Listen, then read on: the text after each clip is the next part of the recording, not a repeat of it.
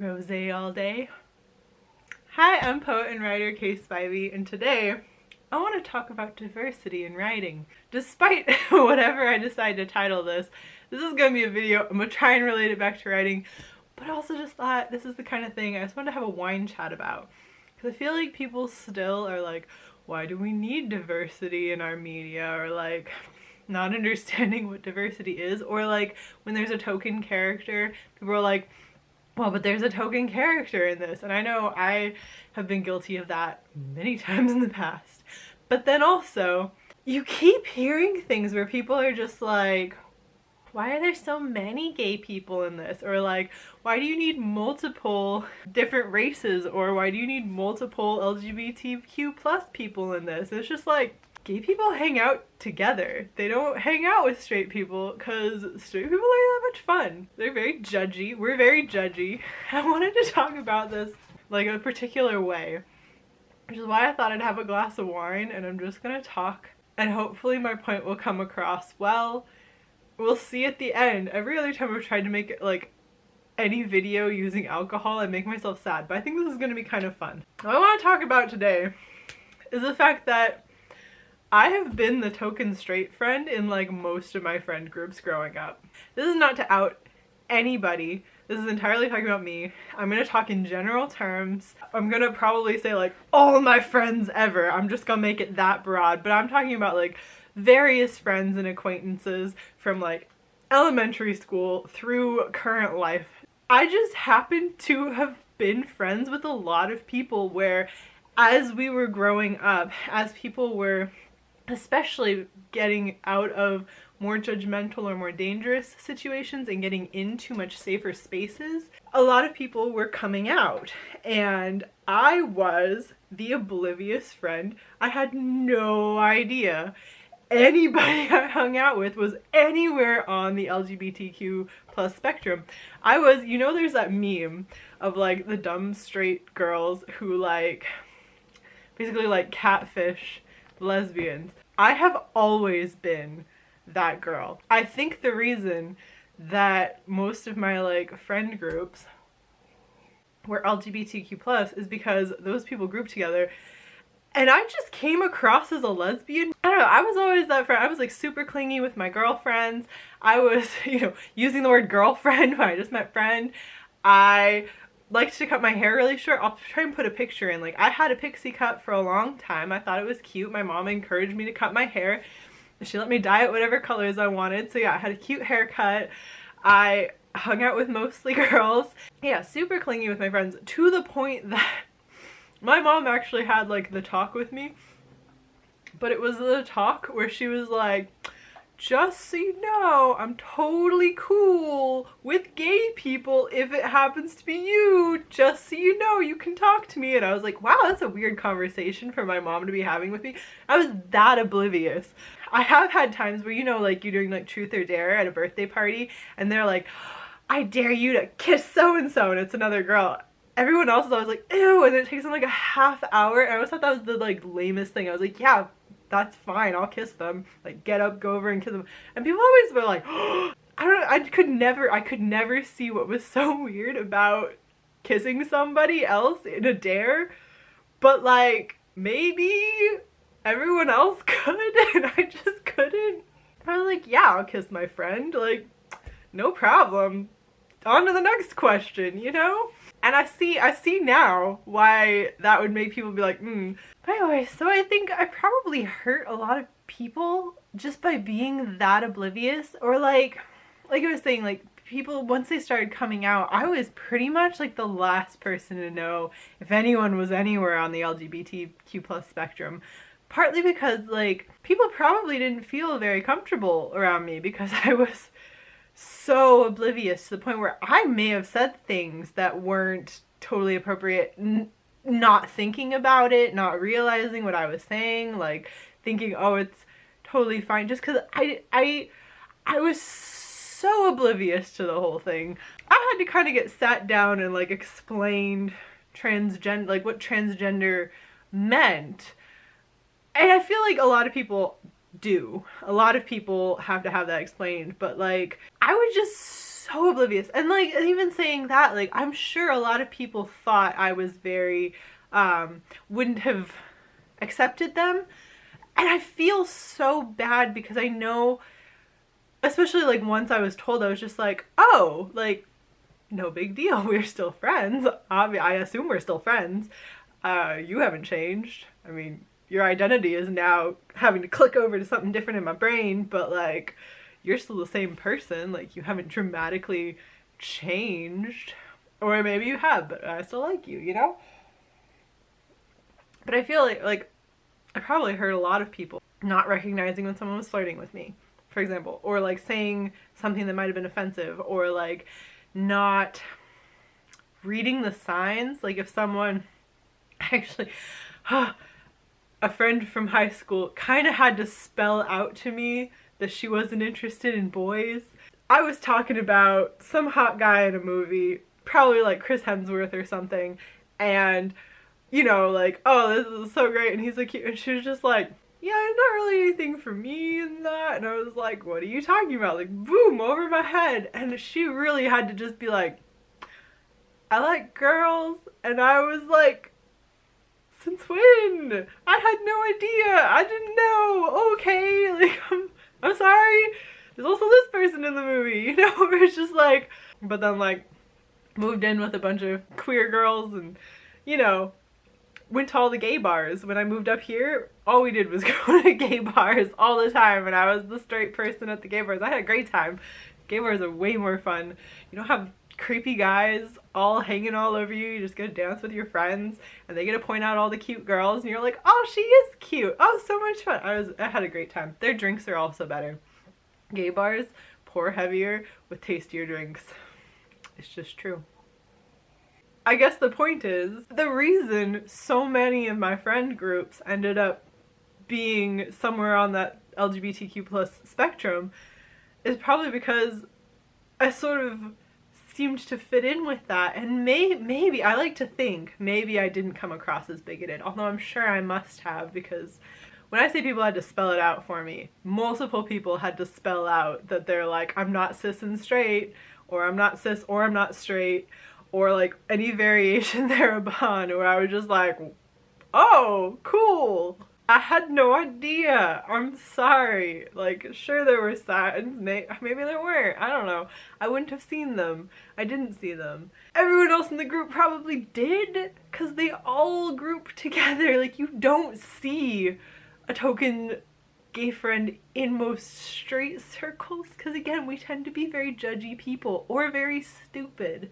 I just think when we talk about diversity, we sort of leave that part out, that like some of your like perceived notion of like, oh, there's not really, like, this isn't my experience with things, like some of that might just be like, you might be in my situation where it's like, oh, everyone is straight, all the girls like the boys, but maybe no one ever felt comfortable being like, hey, I like girls instead, or for example, being like, hey, I'm coming out. No, you're gonna find out before you find out on social media. Like, you know, that doesn't always happen when you're the straight person, because people don't always feel comfortable telling you that, because we tend to not be that nice about it. I mean, historically, straight people haven't been that great about these kinds of things, and I think people can kind of tell.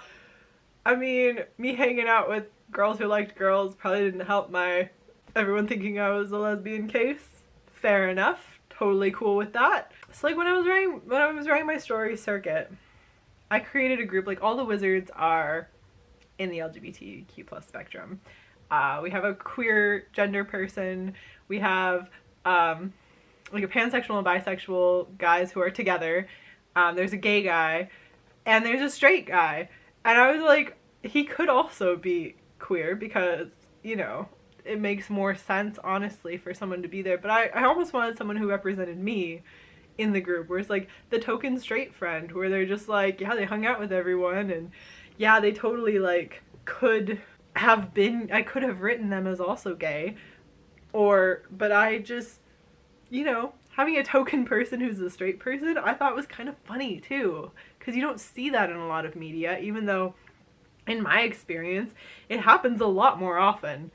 Much more often you're going to see a straight friend who realized that the gay bars are a lot safer and a lot more fun and is hanging out with all their queer friends at the gay bars because it's a lot better time. I think I was originally going to go in like a different direction with this video, like prior to the being like, I'm gonna drink this rosé.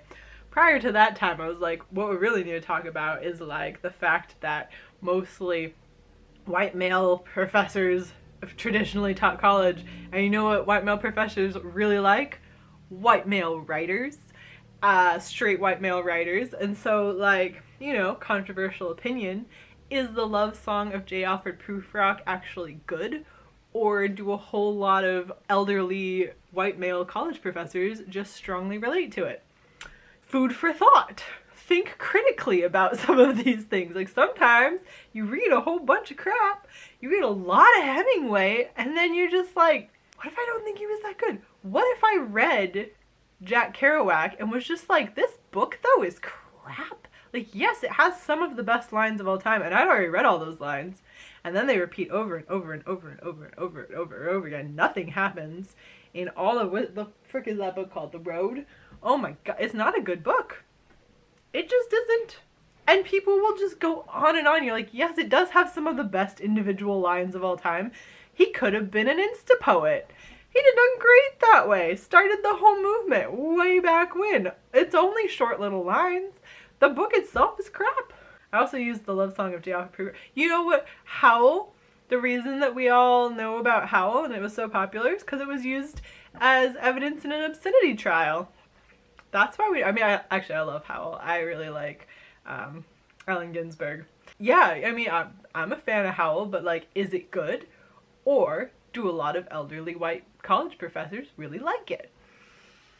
Are there better things out there? Most likely. Do we not talk about them because they're not the favorites of these old white college professors who really want to teach these specific things and continue teaching them and don't really branch out, and then it gets perpetuated and everyone's like, we're reading more Bukowski, and you're like, that is not that great. Like, there's so many other people from the same period of history who are much better poets, and why aren't we talking about them? Why are we going so much into T.S. Eliot? Like, why was he so influential? Like, why were a lot of these people like so influential? A lot of the time it's because they just keep getting taught. And if we keep teaching them and not branching out and talking about other people and like letting other people have a turn at the college table, then you're gonna keep having these white dudes being like, my favorite writers are all entirely a list of white dudes who are dead and who had histories of violent abuse. I don't know how this video is coming across. It's coming across well, or is it coming across dumb? Because if it's coming across dumb, I apologize. But like, I don't know how to like explain this. If you're writing a group and you have a token character in it and it's not the straight person, I'm sorry, that's not realistic. I've yet to find myself in a group of mostly straight people. Yeah, when I was living in like much whiter areas, I had a lot of white friends. But even back then, like, most of my friends still weren't all, like, I still had a lot of friends who weren't white. And so like these all completely white friend groups, it's just like, how do you survive, you guys? Like, you know, branching out, man. Just because my workplace is Korean, I'm branching out into Korean culture like crazy. They have some delicious food. Oh man, like Korean barbecue is good, but like there's this noodle dish with like glass noodles, and when my boss's wife makes it, I'm just like shoveling that. Oh man, I don't even know. And then I was like, can you teach me? And she was like, this is a really difficult recipe actually. This is like an all-day thing. And I was just like, I could put in the time. If you're not branching out, first of all, you're probably not eating as good a food as you could be eating. And let's just go number one on that. If you're not being diverse, you're not eating as good a food as you could be. Like, branch out a little bit, because other cultures have really good food. Isn't that like the whole point of like, dang, what is the David Chang show on Netflix? Ugly food, ugly eats, ugly dining, ugly something, ugly delicious. It's called Ugly Delicious.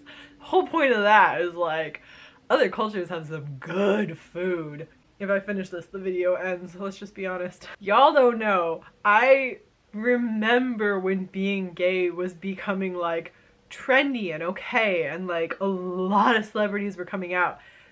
I was much older. When I was younger, you didn't talk about that kind of stuff. Like, there's a reason that people kept it to themselves, and like that I was oblivious enough to assume everyone was straight.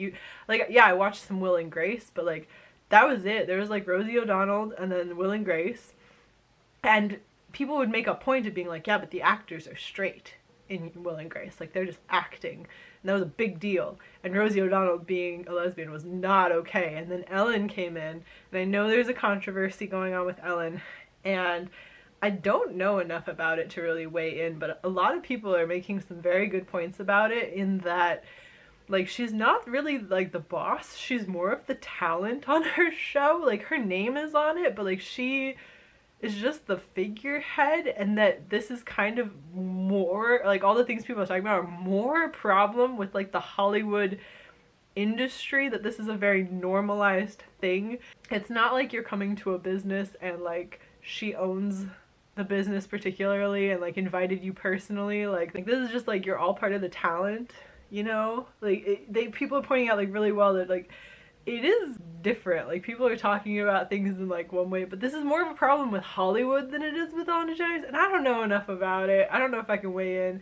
Ellen did so many things that I think we can't brush under the rug like how much visibility she brought to the community, but I also think like I freaking talked about this before, but like Glee too, for all its problems, Glee did some like big things when it was coming out, when it was popular. Like, the episode where Kurt comes out to his dad changed a lot of people's lives. Like, a lot of the things that they showed on the show, like, as an entire series, there's individual episodes that are messed up, but there are a lot of arcs and there are a lot of things in there that were very important and were like a big deal. And Chris Colfer being what, like 18 and coming out, then people started coming out, but like before that there wasn't that. And so maybe some of my own obliviousness comes from the fact that I wasn't exposed to a lot of these things. Like, that was subculture and mainstream culture was not. And even like I feel like I keep bringing up these things. It's hard for someone who wasn't there when it happened and paying attention to it to understand the impact of J.K. Rowling saying that Dumbledore was gay. Again, I'm sure I've talked about this before.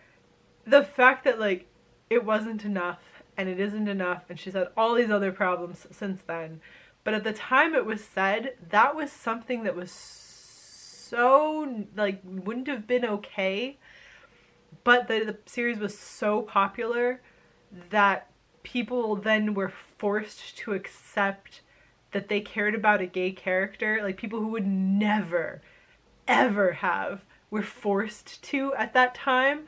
Like, that was a big deal. Like, that really did shake a lot of people. It really exposed a lot of people to the gay community for the first time. People who would have actively avoided it. And so things like that, and with Glee, and then with a lot of celebrities starting to come out. Even more recently, people talking about transgender, like that's become an active conversation in society, whereas like it really wasn't. Like, if you could pass, that was good, and you hid that. Like, people openly being transgender, like celebrities openly talking about it, is a thing that's more, it's accepted now because people have worked very, very hard for it. The more we have of that, the more exposure, the more people like just understand and see. Like, I have been the oblivious person who was just like, I don't even know what these things are. Like, I had to have a friend explain to me what they meant when they said that they were queer, because I don't know the term. But if you're seeing more and more of that, if that's in the regular media that you consume, if you're seeing it in the characters that you already love, if you're seeing it just, you know, in everything, then it's like, oh, okay, I get what it is. I see examples of it. Like, I can see it reflected back in other things that you may not have ever seen that before. Like, you see what's so important about that? Because we sometimes live in little bubbles. And like our bubble might feel like you know a lot and you're seeing a lot and you're really exposed to a lot of things, but sometimes your bubble's a lot smaller than you think it is. And sometimes that's on purpose, and sometimes that's Hollywood doing these things on purpose and being like, oh no, there's gonna be only white people, like this is the past, black people weren't invented yet. And then shows pointing that out as being absurd, or shows where a majority cast are people of color, or like, let's go like with Hamilton. It's not as big a deal on Broadway because they have always cast primarily for voice and for ability, but for like main Broadway to have a cast of characters who were all white in a time period that was very, I mean, slave-owning people being cast as people of color, like it was a big deal. And I think it was less weird for Broadway, but very weird for Hollywood. It was a big thing, and to be such a popular play and to be so mainstream when it came out, like, it makes a difference. More people seeing that and being like, oh, you can cast people of color as people who were historically white, the same way you cast white people as people who were historically people of color in like everything ever for all of Hollywood's history. You can do that, and it's fine, and it's better, and it's good, and you're casting for these incredible voices. Let's all talk about how everybody likes George Washington. The more that happens, the better your experience is gonna be. Like me over here as like the straight white girl, my life is better for knowing that the people around me are LGBTQ+. That for being around more people of color. Like, my life is better because I'm exposed to more things. Like, from a selfish perspective, your life is just better that way. Whether or not you're actively seeking these things out, and I think you should actively seek them out, sometimes I haven't thought about the fact that I need to be seeking all of this out. I could have been learning about the LGBTQ+ community in a much more active way much earlier on in my life, and probably people would have felt more comfortable around me and talked to me more about these things, and I'd have understood more and been a better ally sooner, you know? The more you get into that, the more you like are able to understand. Like, that's why we need more people at like the top end, the like gatekeepers, to be more diverse. Wow, I feel like I'm rambling. I feel like I'm not maybe saying this as well as I could. And also, you're probably just promoting your own ignorance if you're against that. You're probably kind of stuck in your own bubble and not realizing how much of this is going on without you. That like you're not being trusted enough to be in on these communities because you're just over here being like, oh no, it doesn't need to happen, like that's absurd. But it's not, you're kind of absurd. Maybe you should try being the token straight white friend, you know? Like, maybe you should try that sometime, because life would be more fun, more interesting. I don't know. Okay, we gotta like have some water now. I think that's all I wanted to talk about. Editing this is gonna be a challenge. That was a lot of rambling, and I probably repeated myself many times, and hopefully the end product I won't repeat myself at all because of editing. Yay! Alright, I'm gonna go. There's a fireworks show on tonight on Animal Crossing. I'm gonna go and play that. So thank you so much for watching, and I will see you in the next one, and good luck to all of us, especially to you, and go seek out more diversity and support more diverse creators and businesses. Okay, bye.